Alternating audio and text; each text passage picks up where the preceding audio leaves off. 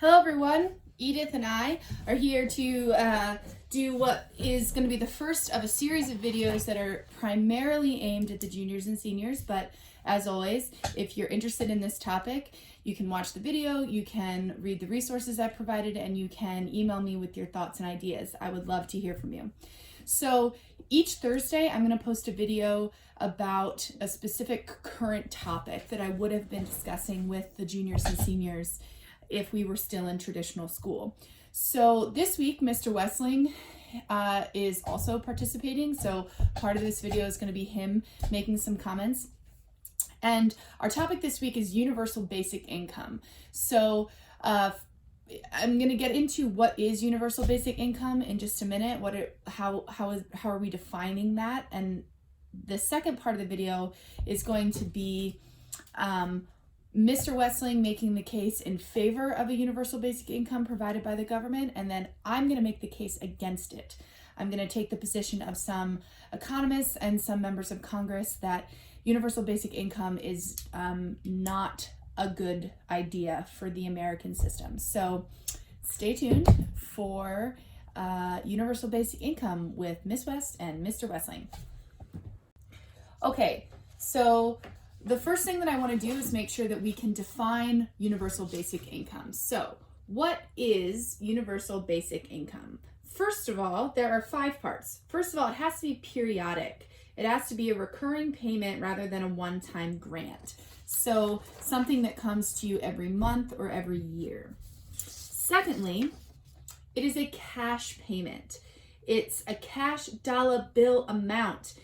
So this is important because it means that recipients can use the money for whatever they want rather than needing to use it on something specific like food stamps or a housing voucher. Thirdly, it's universal. It goes to everyone. It's not targeted to a specific population or a specific income group. It's all adults living in a place. Fourth, it's individual. So it's not paid on a household basis. It's paid to individuals, no matter how many of those individuals happen to live together. And then finally, it's unconditional. It does not have work requirements, and it's accessible whether or not you are working throughout the time that you receive it. All right, now that we have defined universal basic income, I just want to give you a really brief history about who has supported it and when, because it has gotten a lot of attention in recent years, specifically with the candidacy of Andrew Yang, who was running to be the Democratic nominee for president in the 2020 election.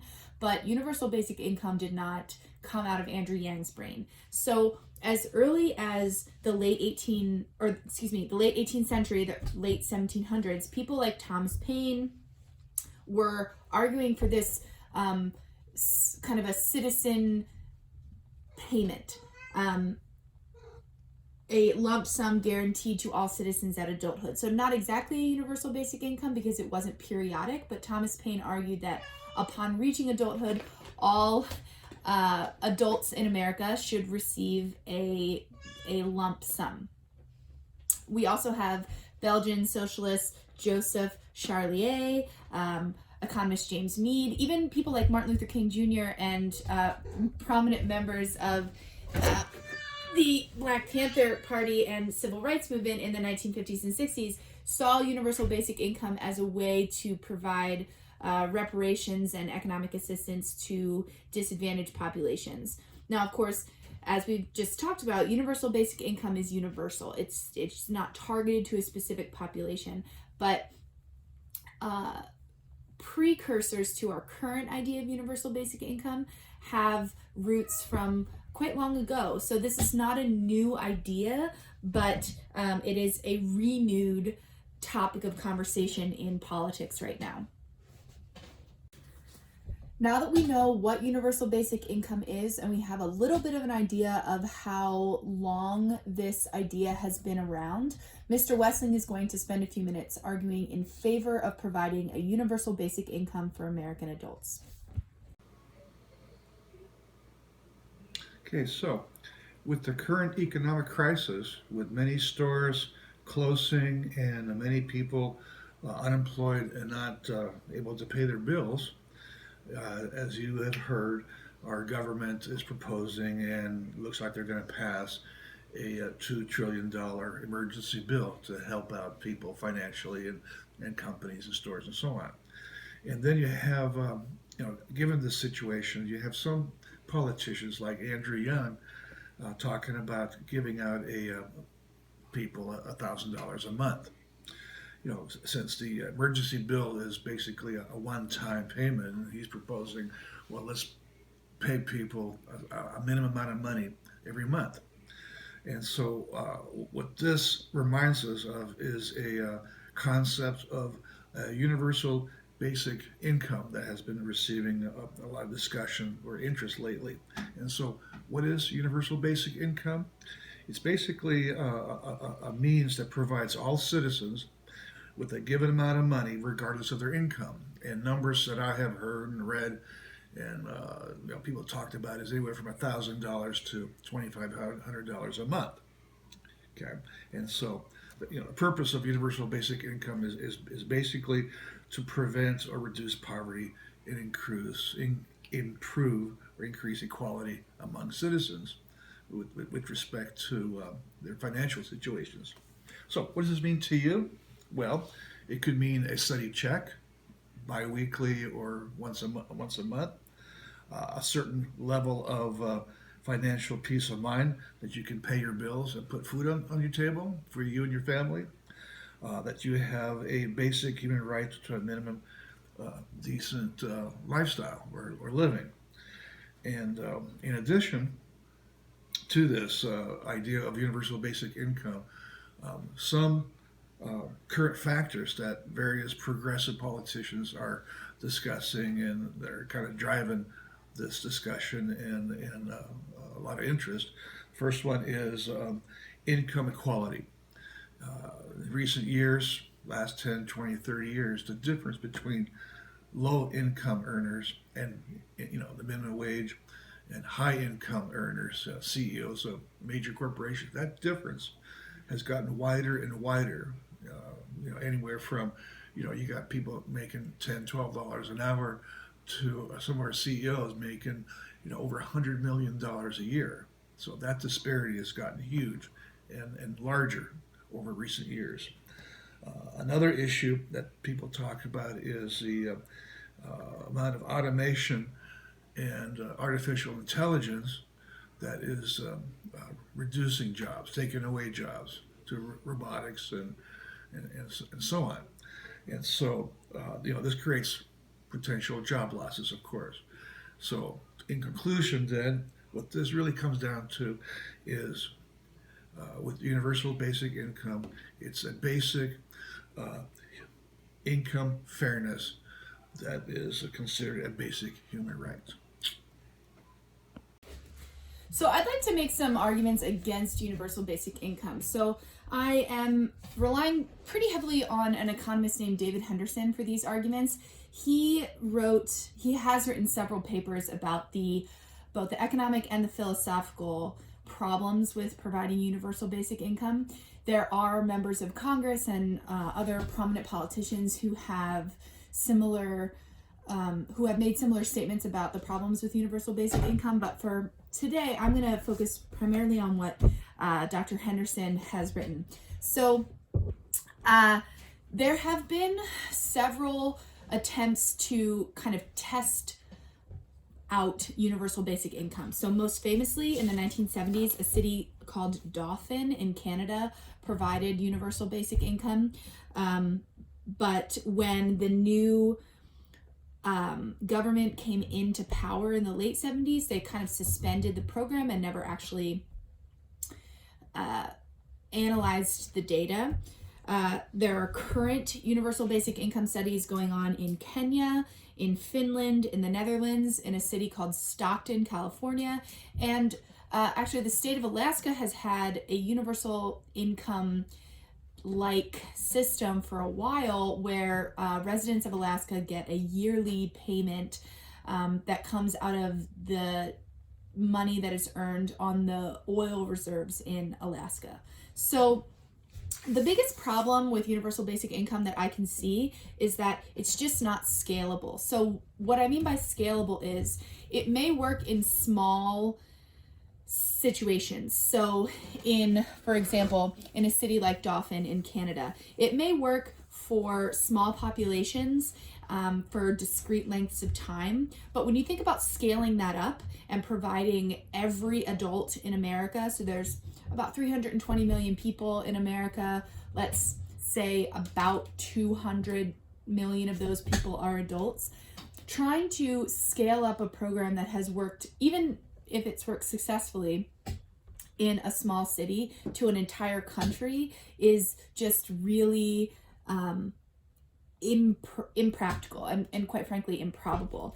It's also just not sustainable. I mean, the idea of paying people money, one of the things that I discovered in my research is a lot of the current studies are being conducted by nonprofit organizations or charities that are providing these cash payments, specifically in a place like Kenya, that are providing these cash payments to families. So, but when you talk about a universal basic income the way Andrew Yang discusses it, he's talking about the government making those payments. So where does that money come from? Well, there's a couple different arguments for that. One argument is that you could take current social welfare programs like Social Security, Medicaid, food stamps, temporary assistance for needy families, unemployment insurance, and you could take money from those programs and like funnel it into a universal basic income pot. The problem with that is there's not enough evidence to suggest that this universal basic income would mean that no one needs those current social welfare programs. So are you talking about replacing one program with another? And even if you are, all of the data that we have suggests that implementing $1,000 a week, or excuse me, $1,000 a month basic income in the United States would cost twice or three times as much as our current welfare programs. So even if you were going to completely shift all current social welfare programs into UBI, you still don't have the money. So the argument then becomes, well, if you raise taxes on income, then you can generate additional revenue. But the problem with that is, and this is an argument that South Carolina Senator Lindsey Graham made just this week when he was debating the current coronavirus relief bill, which I'll discuss in a minute, on the Senate floor. If you tax something like working, you tax income.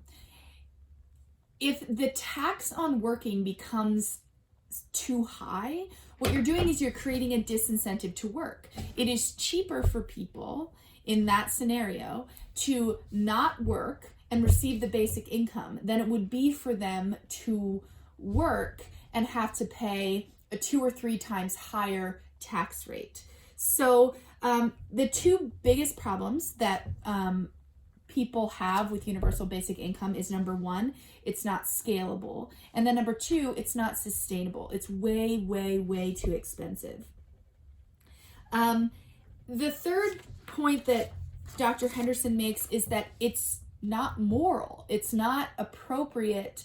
Dr. Henderson is a libertarian, and libertarianism is a political philosophy that argues that government should be small and people should be pretty much left alone.